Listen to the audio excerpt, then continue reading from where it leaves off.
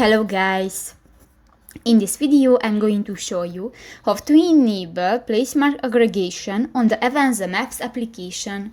But first of all, I just want to mention, please don't forget to subscribe to our channel, because at 100,000 subscribers we are going to show you our YouTube revenue statistics and growth strategy, how to make money online. So let's jump into it. First of all, open the application on your device. Firstly, click to the three dots at the upper right corner of the screen and go to the Settings button.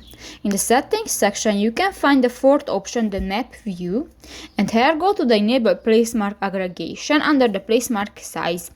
Placemark symbols that are nearby will be combined in the Map View. And if you want to enable this function, just click to the next square icon, and if it will be orange, this function will be enabled.